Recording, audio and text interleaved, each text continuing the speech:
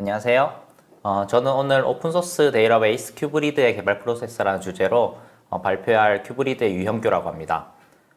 제가 오늘 발표드릴 내용의 이해를 도와드리기 위해서 간단히 저에 대한 소개를 좀 드리려고 하는데요. 저는 큐브리드의 한 3년차 개발자고요. 큐브리드 엔진의 쿼리 프로세스 관련 개발 업무를 맡고 있습니다. 그리고 사내에서 오픈소스에 관심을 가지고 개발 프로세스와 문화에 여러 가지 기여를 하면서 오늘의 주제로 이렇게 발표 기회를 주신 것 같습니다. 그래서 오늘의 발표 내용을 한번 짚어보면요. 먼저 큐브리드에 대한 소개를 간단히 드리고요. 그리고 오픈소스란 무엇인지, 또 오픈소스의 가치에 대해서 간단히 말씀드리고, 그리고 그에 따른 이제 오픈소스 거버넌스 모델을 이제 소개해 드리겠습니다. 그리고 큐브리드의 개발 프로세스와 개발자 가이드에 대해서 이제 소개해 드리고 이제 발표를 마치겠습니다. 그래서 큐브리드에 대한 소개를 잠깐 드리면요. 큐브리드는 국내 주도의 엔터프라이즈 오픈소스 DBMS입니다.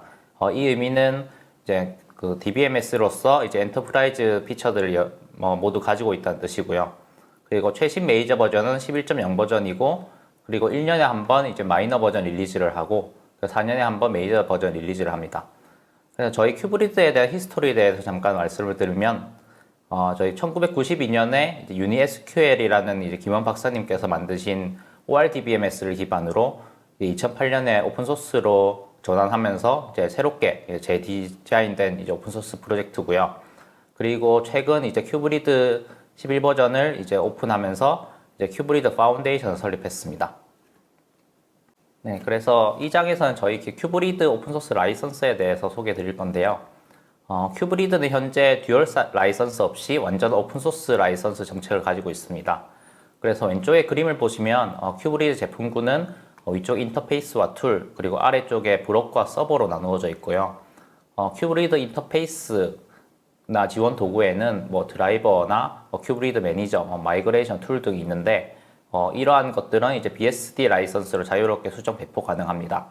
아래쪽에 이제 큐브리드 엔진의 경우에는 11.0 미만 버전에서는 GPL 라이선스로 배포가 되어서 좀 더 이제 그 수정을 하게 되면 모든 코드를 공개해야 되는 라이선스였었는데요. 11.0 이상 버전에서는 아파치 2.0으로 배포를 하면서 좀 더 저희 커뮤니티의 이제 글로벌 커뮤니티를 활성화하기 위한 이제 정책으로 바꾸었다고 보시면 됩니다. 이것은 이제 뒷부분에서 좀 더 설명을 드릴게요. 그래서 이 장에서는 오픈소스에 대해서 간단히 말씀드리려고 하는데요. 큐브리드가 오픈소스 프로젝트를 하는 이유는 왼쪽 그림과 같이 이제 오픈소스 소프트웨어의 선순환 에코시스템을 만들기 위해서입니다. 이 과정에서 이제 오픈소스를 공개하면 이제 사용자를 확산시키고, 그리고 제품의 품질을 향상시키고, 그리고 소프트웨어의 경쟁력을 확보하고, 그에 따라서 경쟁력을 확보한 코드는 다시 소프트웨어를 공개하고, 이러한 에코시스템을 만들어 가고 있고요. 그리고 이러한 에코시스템이 잘 작동하기 위해서는 이제 공유, 개방, 참여의 오픈소스 가치들을 이제 잘 생각해서 지켜나가야 합니다. 그래서 예를 들어서 만약에 소스 코드만 공개한다고 오픈소스라고 할 수 있을까요? 예를 들어 전체 중에서 일부의 코드만 공개하거나, 전체 코드가 공개되어 있더라도 신규 기여자의 참여를 좋아하지 않고 기여에 참여할 수 없는 방법이 없는 경우도 있습니다.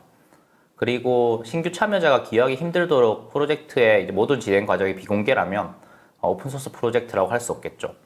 그래서 이러한 오픈소스 가치들을 잘 지켜나가는 모양에서 여러 가지 이제 오픈소스 거버넌스 모델이 있을 수 있는데요. 오픈소스 거버넌스 모델은 이제 오픈소스 프로젝트에 이제 누가 또 무엇을 그리고 어떻게 해야 하는지 정의하는 규칙이나 관습 프로세스입니다.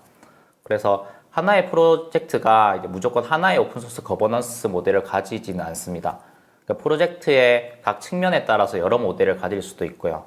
그래서 오픈소스 프로젝트가 이제 어떤 오픈소스 거버넌스 모델을 구현하기 위해서는 이제 어떤 노력이 더 필요할 수도 있고, 아니면 그 오픈소스 프로젝트의 시작에 따라서 자연스럽게 동작하는 부분도 있을 겁니다. 그래서 이 모델을 이해하면 이제 어떤 오픈소스 프로젝트가 이제 어떤 과정으로 의사결정을 하는지 알 수 있어서 이제 프로젝트에 성공적으로 이제 긍정적인 기여가 가능할 것입니다. 첫 번째로 두어크러시에 대해서 이제 말씀드리면, 이거는 두와 데모크러시 합성어고요.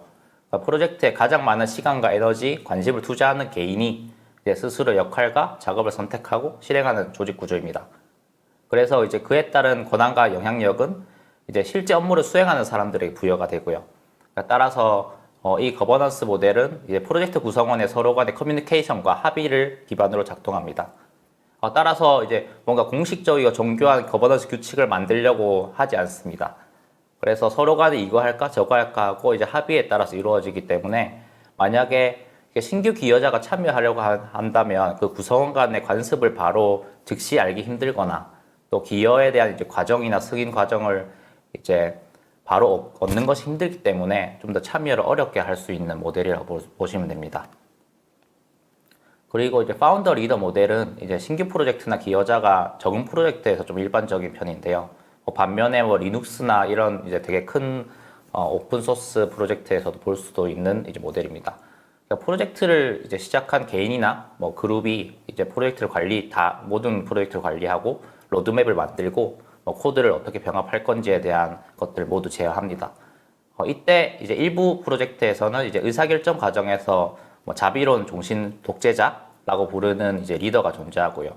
뭐 위에 이제 그 사진을 보시면 뭐 리처드 스톨만, 뭐 리누스 토르발스, 그리고 귀도 반 로썸 같은 이제 사람이 있고요. 그리고 이 모델의 좀 한계는 어떤 프로젝트가 이제 규모 이상으로 성장하면 이제 이런 BDFL이 이제 의사결정 과정에서 이제 병목이 될 수가 있어요. 그래서 위에 있는 이제 어떤 프로젝트들도 이제 이러한 그 모델과 함께 여러 가지 다른 모델들을 함께 채택해서 운영되고 있고요. 네, 그리고 이 권한의 경계가 명확하기 때문에 일종의 의사소통 과정에서 카스트 시스템을 만들 수 있습니다. 그리고 셀프 어포인팅 카운슬 앤 보드라는 거는 이제 그 오픈소스 프로젝트의 다양한 측면을 관리하기 위해서 리더십 그룹을 지정하는 방법인데요. 예를 들어서 뭐 어떤 기술위원회나 뭐 인큐베이션 운영위원회, 그리고 개발 프로세스 운영위원회 이런 것들을 만들어서 전체 프로젝트의 어떤 측면들을 관리할 수 있고요. 네, 단점은 이제 어떤 사람이 관심 있는 작업에 주도적으로 참여하려면 이 리더십 그룹에 선택되어야 하고요.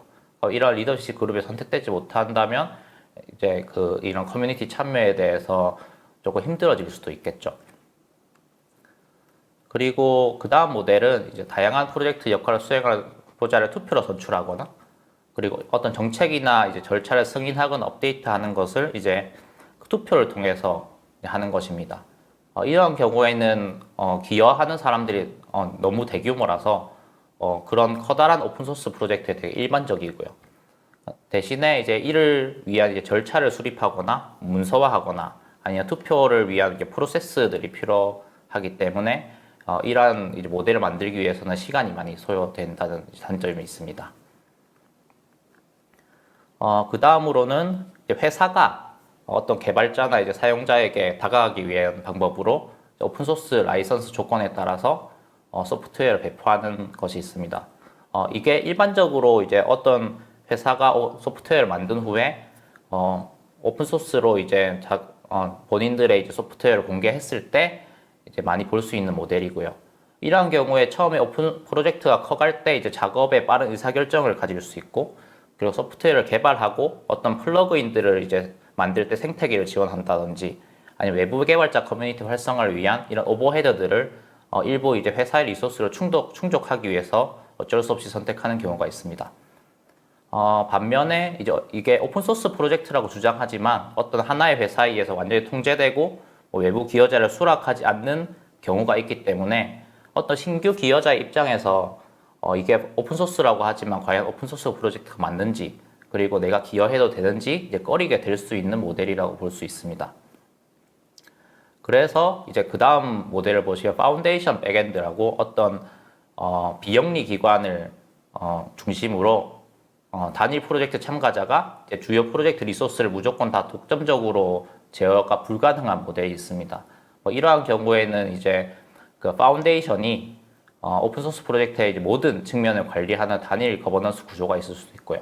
아니면 뭐 상표나 이벤트 같은 어떤 일부 문제를 관리하고 기술적 의사결정은 이제 프로젝트 리더가 이제 관리를 할 수 있는데 이러한 경우에는 앞서 봤던 그 모델과 이제 반면에 비영리 기관이 주도해서 운영하기 때문에 어떤 하나의 기업이 이제 모든 것을 주도해서 뭐 바꾸거나 할 수 없기 때문에 좀 더 기여 친화적인 모델이라고 보시면 됩니다.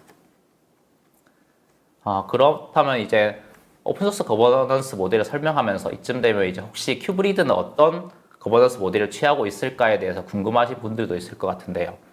다음 장부터는 이제 큐브리드 파운데이션과 그리고 큐브리드의 개발 프로세스를 설명드리면서 현재 큐브리드가 이제 어떤 거버넌스 모델과 어떤 프랙티스를 취하고 있는지 이제 설명드리겠습니다. 그래서 이제 큐브리드 파운데이션은 2020년 2월에 설립됐고요. 그리고 현재 워싱턴주 시애틀에 위치하고 있습니다. 그래서 현재 김평철 박사님이 파운데이션 대표이신데요. 김평철 대표님에 대해서 잠깐 소개해 드리자면 2008년에 큐브리드를 오픈소스로 만드는데 기획하시고 런칭하셨던 분이고요. 그래서 대표 관계사로 이제 제가 속한 한국의 큐브리드사와 그리고 큐브리드를 10년 동안 같이 개발했던 루마니아의 아르니아사가 있습니다. 또한 이제 국내 여러 협력사들이 이제 큐브리드 파운데이션에 이제 속해 있고요. 현재 이제 큐브리드 파운데이션의 역할은 이제 전체적으로 글로벌 생태계 구축과 또 큐브리드의 자기 프로젝트를 조율하고 런칭하는 것입니다. 그래서 이러한 큰 그림에서 이제 큐브리드가 어떻게 운영되고 있는지 이제 다음 장부터 설명을 드릴게요. 그래서 앞에 이제 큐브리드 파운데이션을 기반으로 이제 큐브리드의 이제 개발 프로세스를 설명드리자면, 어떠한 이제 일을 할 때 저희는 커뮤니케이션, 이슈 선별, 개발, 검증, 테스트 이러한 큰 이제 4가지 단계로 구성을 하고요. 모든 일을. 그리고 이제 큐브리드 프로젝트의 이제 개발 프로세스에 오픈소스의 가치를 담기 위한 이제 노력들을 했습니다. 그래서 큐브리드 프로젝트에 누구든 쉽게 안전하게 참여할 수 있고, 그리고 그 과정은 누구든지 투명하게 볼 수 있으며, 그리고 정보들이 충분히 잘 공유되어야 한다는 이러한 원칙을 가지고 전체적인 개발 프로세스를 구성하고 있고요. 그리고 큐브리드를 리딩하는 개발 조직과 신규 기여자가 모두 동일한 과정으로 참여를 할 수 있습니다. 이러한 것은 이제 저희들이 이러한 기여 과정을 숨기지 않고 모두 투명하게 이제 동일하게 이제 참여할 수 있다는 거고요. 그리고 프로젝트 협업이나 자동화 도구들을 기반으로 이제 운영을 하고 있어서 좀 더 쉽게 이제 다가설 수 있도록 노력을 하고 있습니다. 그래서 첫 번째로 커뮤니케이션이라고 하면 이제 개발 참여를 위한 이제 프로젝트나 기능 추가, 아니면 버그 수정에 대한 제안과 토론이 있을 수 있고요. 그리고 사용자 입장에서 질문 답변을 하거나 정보 제공을 포함한 모든 이제 커뮤니케이션 활동을 할 수 있습니다. 그래서 이런 커뮤니케이션 채널로 이제 버그 문제 토론을 하거나 질문에 정보 제공을 할 때는 큐브리드.com 그 한글로 된 사이트에서 자유 게시판이나 Q&A 게시판을 이용할 수 있고요. 영문으로는 이제 큐브리드 레딧을 운영하고 있어서 저희 레딧에서 이제 영문으로 이제 작성을 해주시면 됩니다. 반면에 이제 개발 토픽이나 버그 리포트는 지라라는 협업 도구를 사용하고 있고요. 그리고 이 지라에 모든 의사결정 과정과 버그 수정이라든지 프로젝트 진행 사항들이 모두 공유되고 있습니다. 그래서 모든 프로젝트나 기능 추가, 버그 수정은 지라 이슈 생성으로 시작한다고 보시면 됩니다. 그래서 조금 더 자세히 말씀드리면 지라에 어떤 이제 이슈를 오픈하게 되면 저희 소스 코드 메인테이너가 이제 이슈를 선별하게 되고요. 그 이슈를 선별한 것들 중에 이제 컨펌 된 녀석들은 이제 기여자나 컨트리뷰터에게 할당이 되어서 개발이나 구현을 진행하게 됩니다. 개발이나 구현을 진행하고 나면은 이제 QA에서 검증을 하고 이제 테스트를 하게 됩니다. 그래서 이러한 이제 커뮤니케이션 과정에서 작성된 지라의 이제 예시인데요. 여기서 보시면 이 프로젝트의 그 설명이라든지 아니 어떻게 동작하는지, 그리고 개발할 때 전체적인 아키텍처는 무엇인지 모두가 다 공개되어 있어서 이 프로젝트를 뭔가 개선을 하고 싶다든지 바꾸고 싶다라고 하면 공개된 모든 자료를 활용해서 또 다른 이슈를 만들어서 기여를 할 수 있겠죠. 오픈소스에 기여할 때 이제 커뮤니케이션 단계가 제일 중요한데요. 이때 커뮤니케이션 단계에서 이제 신규 기여자의 참여를 저해하는 요인이 2가지가 있습니다. 첫 번째로 복잡한 절차를 가지거나 어떤 가이드라인이 부족한 경우입니다. 예를 들어서 방금 보신 이제 지라의 경우를 보시면 이제 언제 이슈를 열어도 되는지 모르겠거나, 아니면 이슈를 만들려고 하니까 입력해야 될 항목들이 되게 많습니다. 이거를 어떻게 제대로 입력하지 않으면 이슈를 받아주지 않을 것 같다든지 이러한 것들이 있고요. 그리고 어떤 내용을 작성해야 될지도 모르는 경우가 있습니다. 이 세 가지 모두 공통적으로 이 커뮤니티에 참여할 때 어떤 식으로 참여해야 되는지 이제 가이드가 없다는 것이겠죠. 그래서 저희는 이제 개발 프로세스 이해를 위해서 가이드라인 문서를 작성하고 그리고 이슈의 종류에 따라서 작성한 내용을 가이드하는 것으로 이제 최대한 해결하려고 했고요. 그래서 개발자 가이드를 작성하게 되었습니다. 개발자 가이드에 대한 내용은 뒤에서 더 자세히 말씀드릴게요. 네, 그래서 이제 개발 프로세스 단계에서 이슈 선별의 경우에는 이제 저희 큐브리드 파운데이션사가 이제 큐브리드의 이제 전체 프로젝트 단위 로드맵이나 이제 비전 컨트롤을 하게 되고요. 큐브리드 서브 프로젝트의 경우에는 이제 실제 프로젝트를 담당하는 개발 조직에서 이제 오픈소스 메인테이너 역할을 합니다. 예를 들어서 저희 중간에 보시면 이제 큐브리드 레츠라는 프로젝트가 있는데요. 이 프로젝트는 저희 큐브리드 엔진의 어떤 커다란 컨트리뷰션 모듈을 이제 개발하는 것인데요. 이것은 이제 이 모듈을 개발하는 이제 아르니아사가 직접 관리하고 있고요. 그리고 이 아르니아사가 이 컨트리뷰션 모듈을 개발하면서 이제 나오는 어떤 버그라든지 아니면 소스 리팩토링이라든지 아니면 유용한 업데이트들이 있다면 저희 이제 큐브리드 엔진에 이제 직접 이제 또 기여자로서 기여를 하고 있습니다. 그래서 만약에 큐브리드 파운데이션에 주요 이제 개발사라든지 아니 개인이 된다면 뭐 새로운 프로젝트를 런칭하게 된다면 이러한 식으로 이제 저희 큐브리드 파운데이션을 중심으로 이제 기여를 할 수 있게 되겠죠. 그리고 저희 개발의 경우에는 이제 GitHub에서 모든 과정이 이루어지고요. GitHub의 풀 리퀘스트 기능을 이용해서 코드 리뷰를 수행하고 있습니다. 그래서 개발자가 어떤 구현 결과를 만들면 리뷰어들이 여러 명 할당이 되고 그 과정에서 이제 그 GitHub 상에서 이제 토론을 통해서 코드 리뷰를 진행하게 됩니다. 그래서 저희 개발 프로세스에서 가장 중요한 목표 중 하나는 코드 리뷰인데요. 코드 리뷰를 하면서 더 좋은 코드 수준을 얻고 결함을 발견하고 또 서로 간의 지시를 공유하고 책임감 등의 장점이 있는데요. 이때 이제 어느 수준까지 리뷰해야 하는지에 대한 고민이 있습니다. 그래서 무조건 높은 수준을 요구할수록 이제 코드 리뷰 완료 시간이 길어질 수밖에 없고요. 그러면 이제 신규 기여자가 이제 더 이상의 이제 프로세스 진행을 포기할 수 있습니다. 이러한 경우에 저희 오픈소스 프로젝트 입장에서 이러한 그 개발 프로세스를 통해서 기여하는 것을 이제 완료해야 이제 그 다음 그 신규 기여자가 그 다음 것도 이제 진행하거나 이럴 수 있는데 저희가 더 이상 이제 웰컴할 수 없는 상황이 되는 거죠. 그리고 리뷰어의 리소스도 한정적이기 때문에 정말 이제 높은 수준을 요구하는 리뷰를 항상 할 수도 없습니다. 그래서 어떻게 좀 더 효과적이고 효율적인 코드 리뷰를 유도하고 이제 할 수 있도록 하는 이제 고민과 개선이 필요하겠죠. 그래서 이러한 고민과 개선의 결과로 저희는 이제 자동화 도구를 이제 GitHub에서 여러 가지 도입을 하고 있고요. 첫 번째로 이제 지루하고 컴퓨터가 더 잘할 수 있는 부분에는 자동화 도구를 최대한 활용하자라는 거고요. 그래서 저희 이제 코드 스타일을 확인하거나 아니면 뭐 라이선스를 체크하거나 아니면 여러 가지 정적 분석 도구를 붙여서 프로그래머가 일반적으로 실수할 수 있는 것들을 최대한 잡아줌으로써 리뷰어가 그런 영역에서는 토론하지 않고 최대한 이제 전체적인 구조나 뭐 이런 것들에 대한 이제 좀 더 하이 레벨의 토론을 할 수 있도록 이제 유도하고 있습니다. 그리고 이제 각 환경별로 이제 빌드 후에 이제 성공 여부를 확인할 수 있어서 이제 이게 바로 프로젝트를 깨지 않는다라는 걸 바로 볼 수 있게 하고요. 그리고 여러 가지 많은 테스트 케이스가 각 PR 그리고 각 커밋마다 이제 모두 이제 돌도록 해서 이제 기능의 문제가 일반적인 제일 기본적인 기능에 문제가 없는지 이제 매번 검증하게 됩니다. 그리고 이런 개발 과정이 지나고 나면 이제 더 큰 시스템에서 이제 검증과 테스트 과정이 이루어지고요. 저희는 젠킨스라는 그 자동화 도구를 이용해서 저희 이제 큐브리드 테스트 툴즈 프로젝트에 이제 테스트 도구가 이제 실행됩니다. 이 테스트 도구도 마찬가지로 모두 오픈되어 있고요. 젠킨스라는 이 자동화 도구 위에서도 돌 수 있지만 또 일반 PC에서 본인이 개발하는 개발 환경에서도 돌려볼 수 있습니다. 그리고 이 테스트 도구를 이용해서 저희 큐브리드 테스트 케이스즈 프로젝트에 이제 테스트 케이스들이 모두 있고요.